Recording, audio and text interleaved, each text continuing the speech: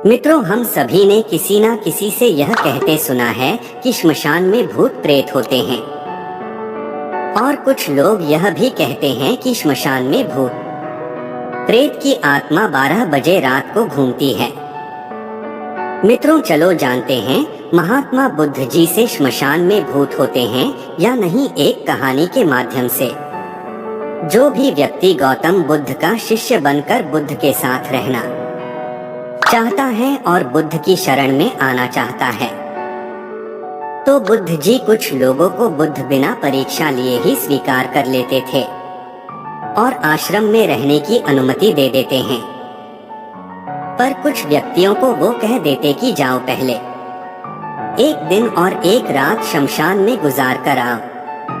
एक दिन एक व्यक्ति बुद्ध के पास आया और उसने बुद्ध के आश्रम में शामिल होने की इच्छा जताते हुए कहा, हे गुरु जी, मैं आपका शिष्य बनना चाहता हूँ। बुद्ध ने कहा, तुम्हें मेरा शिष्य बनने के लिए एक दिन और एक रात पूरा शमशान में बिताना होगा, और वहाँ पर तुम जो कुछ भी देखोगे, जो भी महसूस करोगे, मुझे आकर बताओगे, तब उसके बाद ही तुम आश्रम में शामिल हो पाओगे।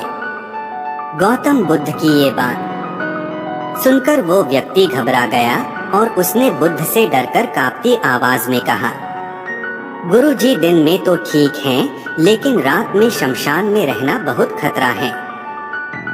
बुद्ध ने कहा, कैसा खतरा? व्यक्ति ने कहा, वहाँ भूत प्रेत होंगे, वो मुझे पकड़ लेंगे और जान से मार देंगे या तो मेरा जीवन नर्क बना देंगे। भूत प्रेतों का खौफ उस व्यक्ति के चेहरे पर साफ दिख रहा था। बुद्ध ने कहा, क्या तुमने भूत प्रेत देखे हैं? व्यक्ति ने कहा, नहीं, पर मैंने सुना बहुत हैं, और कुछ ऐसे लोगों को जरूर देखा है जिनमें भूत आ जाते हैं और उन्हें परेशान करते हैं, अजीब अजीब हरकतें करते हैं। इस पर बुद्ध ने कहा, फिर तो अब तुम्हारे पास ये अच्छा मौका है ये जानने के लिए कि क्या सच में भूत प्रेत होते हैं या नहीं। तुम एक रात शमशान में व्यतीत करो, वहाँ पर तुम्हें कुछ ऐसा लगे कि वो भूत हैं, तो देखना कि वो कैसा दिखता है, और यदि ऐसा कुछ ना हुआ तो तुम यह जान पाओगे कि भूत प्रेत जैसी कोई चीज नहीं होती है। इस तरह पूरी रात तुम जो भी अनुभव कर पाओ, वो सब कुछ सुबह मुझे आकर बताना। बुद्ध की बातों को सुनकर वो व्यक्ति तैयार हो जाता है। व्यक्ति बोला, ठीक है गुरु जी, मैं एक पूरा दिन और रात शमशान में गुजारूंगा। बुद्ध ने कहा, ठीक है, अभी तुम स्नान कर लो और आश्रम में जाकर भोजन करके आराम करो, और कल सुबह की पहली किरण के साथ ही शमशान पहुंच जाना।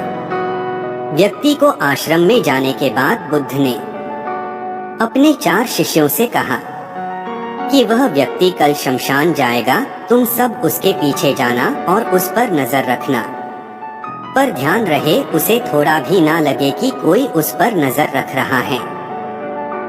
अगले दिन सुबह होते ही वो व्यक्ति शमशान में पहुंच गया और 4 शिष्य भी उस व्यक्ति का पीछा करते हुए एक जगह छुपकर उस व्यक्ति पर नजर रखने लगे। जब तक दिन था तब तक वो व्यक्ति शमशान में इधर उधर घूमता रहा, उसे काश वैसा कुछ भी अनुभव नहीं हुआ। लेकिन जैसे जैसे सूर्य के ढलने के साथ अंधेरा बढ़ता जा रहा था, वैसे वैसे व्यक्ति की धड़कनें भी बढ़ती जा रही थी। किसी तरह उस व्यक्ति ने पूरी रात शमशान में गुजार ही ली और सुबह होते ही वो बुद्ध के पास पहुंच गया। बुद्ध ने व्यक्ति से पूछा, बताओ शमशान में कैसा समय गुजरा तुम्हारा? क्या तुमने कोई भूत देखा और क्या क्या अनुभव किया? व्यक्ति बोला, गुरु जी, जैसे ही मैं सुबह सुबह शमशान में पहुंचा तो वहां कुछ घंटे बाद मुझे कुछ लोगों की भीड़ शमशान की ओर आती दिखाई पड़ी, जो एक अर्थी लिए आ रहे थे। मैंने जब उन लोगों को ध्यान से देखा तो उनमें से कुछ लोग बहुत दुखी थे, कुछ लोग सामान्य और कुछ लोग बेहद खुश थे।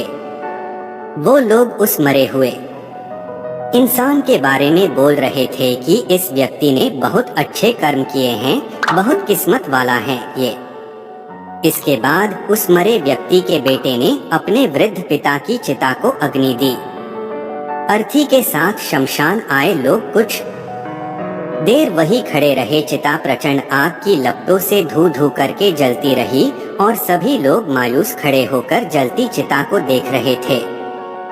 जैसे जैसे चिता की आग धीमी होने लगी, वहां पर मौजूद लोग भी वहां से जाने लगे और थोड़ी देर बाद वहां पर 2 और अर्थी आई, जिसमें एक अर्थी किसी अमीर व्यक्ति की थी जो तरह तरह के फूलों से बहुत सजी धजी थी। उस अर्थी के आसपास बहुत से लोग भी थे। और दूसरी अर्थी एक गरीब व्यक्ति की थी जो बेहद साधारण सी थी और उसके आसपास गिने चुने ही लोग थे। अमीर व्यक्ति की चिता चंदन की लकड़ी पर जलाई गई, जबकि गरीब व्यक्ति की चिता साधारण लकड़ियों पर जलाई गई। पहले अमीर व्यक्ति की चिता को जलाया गया क्योंकि वो अमीर था। उसके बाद गरीब व्यक्ति की चिता जलाई गई। दोनों व्यक्तियों की चिताएं जब जल गई तो सभी लोग शमशान से चले जाते हैं, लेकिन मैं वहीं खड़े चिताओं को देखता रहा। अब बुद्ध ने कहा, तुमने उनकी चिताओं को देखकर क्या समझा और क्या अनुभव किया? व्यक्ति ने कहा, गुरुजी, दोनों की चिताएं एक समान थी। दोनों के ही शरीर उन चिताओं में समान तरीके से ही जले। उसके बाद जब सब कुछ जलकर राख में बदल गया तो वो राख भी एक समान ही थी। गुरु जी, उसके बाद वहां पर एक महिला की अर्थी आई। उस औरत का पति बहुत दुखी था, फूट फूट कर रो रहा था। अर्थी के साथ शमशान में आए बाकी लोग भी बहुत दुखी थे। वो सभी उसके पति को दिलासा दे रहे थे। हे गुरुजी, मैंने उसमें देखा कि बहुत से लोग काफी बुद्धिमान थे। वो ज्ञान की बातें कर रहे थे। मैंने ध्यान से उनकी बातों को सुना तो वो बोल रहे थे कि अर्थी की सवारी करते हुए एक दिन तो सबको यहाँ आना ही है। जीवन हमें इंसानियत और परोपकार से जीना चाहिए। अधर्म, कर्म और पाप से दूर रहना चाहिए। किसी को कभी कष्ट नहीं देना चाहिए। धन के पीछे हमेशा भागकर जो हम अपने जीवन का सुख चैन गवा बैठते हैं और अंत में जो भी धन इकट्ठा करते हैं वो सब कुछ तो यही धरे का धरा रह जाता है। गुरुजी, उसके बाद शमशान में कोई अर्थी नहीं आई। इस पर बुद्ध ने पूछा कि तुम सारी रात वहां रहे तो क्या कोई भूत प्रेत तुम्हें दिखा? व्यक्ति बोला, नहीं, वहां मुझे कोई भूत प्रेत नहीं दिखा, बल्कि मन में एक डर तो था। पर सच कहूँ तो पूरी रात मैं अपने आप से ही डरता रहा। कभी हवाओं से हिलने वाले पत्तों की आवाजों से डरता रहा तो कभी वहाँ आसपास मौजूद जीव जंतुओं की आवाजों से डरता रहा। सारी रात दहशत में रहा, लेकिन पूरी रात में मुझे कोई भूत प्रेत नजर नहीं आया। बुद्ध ने उस व्यक्ति से कहा, ठीक है, अब तुम जाओ और आश्रम में आराम करो। कल फिर तुम्हें पूरा एक दिन और रात शमशान में बिताना होगा। अब वो व्यक्ति ये सुनकर बोला, आप कैसी बात कर रहे हैं गुरुजी? आपके ही कहने पर कल पूरा दिन और पूरी रात मैं शमशान में पड़ा रहा। वो समय मैंने कैसे काटा है मैं जानता हूँ। अब मैं दोबारा वहाँ नहीं जाऊँगा। बुद्ध ने कहा, देखो, जो काश चीज तुम्हें वहां जाकर मिलनी थी वो तुम्हें अभी तक नहीं मिली है। जब तक वो चीज तुम्हें नहीं मिल जाती मैं तुम्हें अपना शिष्य नहीं बना सकता। तुम एक दिन और वहां रुको, तुम्हें वो अवश्य मिल जाएगी। व्यक्ति बोला, ठीक है, मैं कल एक दिन और रात और व्यतीत कर लूंगा शमशान में। अगले दिन सुबह वो व्यक्ति बुद्ध का आशीर्वाद लेकर फिर से शमशान पहुंच गया। एक पूरा दिन और रात बिताकर वो व्यक्ति अगली सुबह फिर बुद्ध के पास पहुंचा, लेकिन इस बार उस व्यक्ति के चेहरे पर एक अलग ही तेज था, एक अलग ही खुशी झलक रही थी, मानो उसे वो मिल गया हो। लेकिन बुद्ध उसके मुंह से सुनना चाहते थे, इसलिए बुद्ध ने एक ही सवाल पूछा कि क्या तुम्हें वो चीज मिली? व्यक्ति बोला, हाँ गुरुजी, मुझे वो मिल गई। बुद्ध ने पूछा कि बताओ तुम्हें वहाँ क्या मिला? व्यक्ति ने कहा, गुरुजी, मैंने जीवन का अर्थ समझ लिया है। मैंने वहाँ देखा कि कुछ लोग शाम को मुझे अर्थी पर लेकर आ रहे हैं।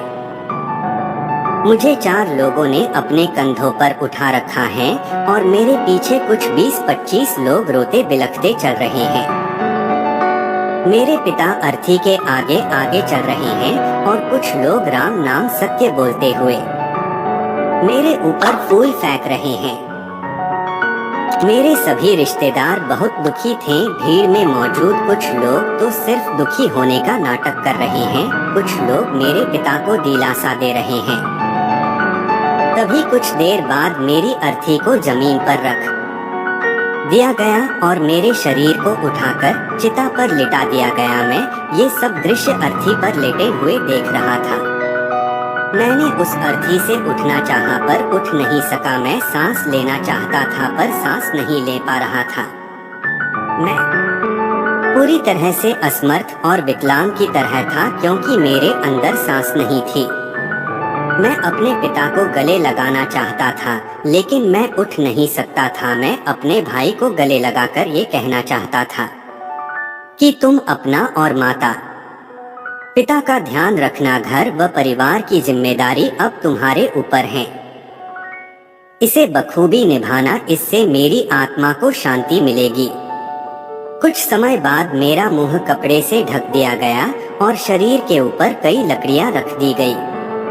मुझे अब कुछ भी दिखाई नहीं दे रहा था। फिर उसके बाद मुझे अत्यंत गर्मी महसूस हुई। मुझे एहसास हुआ कि मुझे अब जलाया जा रहा है। धीरे धीरे लकड़ियों के साथ साथ मेरा पूरा शरीर जलने लगा। मेरा दम घुट रहा था। मैं उठना चाहता था। आखिर आग ने प्रचंड रूप ले लिया और धीरे धीरे मैं भी उस अग्नि में पूरी तरह खो गया। पूरी रात मैं खुद को ऐसा ही जलता देखता रहा। मैंने देखा कि अंतिम रूप में मैं एक राख बन चुका हूँ। उस पूरी रात ना तो मैं डरा ना ही मुझे डर का एहसास हुआ। जब आंखें खुली तो एक तीव्र रोशनी मेरे आंखों पर पड़ी। मैंने देखा कि ये तो मैं हूँ, वो भी शरीर के साथ। मुझे बहुत खुशी का अनुभव हुआ। उसके बाद मेरे मन से ना जाने कितने ही भ्रम समाप्त हो गए और मैं आपके पास आ गया। बुद्ध मुस्कुराए और बोले कि तुम अब आश्रम में शामिल हो सकते हो क्योंकि तुमने अब ज्ञान रूपी उस बीज को प्राप्त कर लिया है जिसमें शरीर को भूलकर स्वयं को जानने की इच्छा होती है। इसी ज्ञान की प्राप्ति के लिए मैंने तुम्हें शमशान भेजा था जहां अंततः तुमने ये जाना कि शरीर नश्वर है, नेत्रों से दिखने वाली हर चीज नश्वर है। शमशान आने वाला हर व्यक्ति भी यह समझ रहा होता है पर शमशान से वापस जाते ही वो सब भूलकर पुनः उन्हीं गलत कार्यों में लग जाता है, जैसे झूठ बोलना, लूट धसोट, अधर्म, लालच, लालसा, बुराई, क्रोध, अशब्द, अहंकार, ईर्ष्या, नाना प्रकार बुरी भावनाओं से बुरे कर्मों को अंजाम देते हैं। किंतु अब तुम्हारे अंदर ज्ञान का वो बीज जम चुका है जिसमें हम जीवन को तब तक नहीं समझ सकते जब तक मृत्यु को निकट से देखा व समझा ना जाए। अच्छे स्वास्थ्य की कीमत वही समझ सकता है जो अत्यंत बीमार हो या जो बहुत लंबे समय से गंभीर बीमारियों से जूझ रहा हो। ठीक उसी तरह जीवन का महत्व वही समझ सकता है जो मृत्यु से रूबरू हुआ हो या जो मृत्यु को समझ चुका हो, एहसास कर चुका हो। अब तुम्हें इसी बीज को लक्ष्य बनाकर कर ध्यान की मदद से स्वयं को और ज्यादा जानना है और ज्ञान की उस सीमा पर पहुंचना है जिसे जानने के बाद कुछ भी शेष नहीं रह जाता है। कोई इच्छा, कोई लालसा शेष नहीं रह जाती। मन हर विचारों से मुक्त हो जाता है, सब शून्य में समाहित हो जाता है। मन में जिज्ञासा का कौतूहल शांत होकर ज्ञान रूपी शांति में बदल जाता है। यहीं से परम शांति, सुख, सुकून का आनंद एवं अनुभव प्राप्त होना आरंभ होता है। तो दोस्तों, अगर आप भी भूत प्रेत आत्मा देखी है तो कमेंट करके जरूर बताएं। अगर कहानी थोड़ा भी पसंद आई हो तो लाइक करें और चैनल को सब्सक्राइब नहीं किया है तो अपने कोमल भावनाओं के साथ सब्सक्राइब करें। धन्यवाद।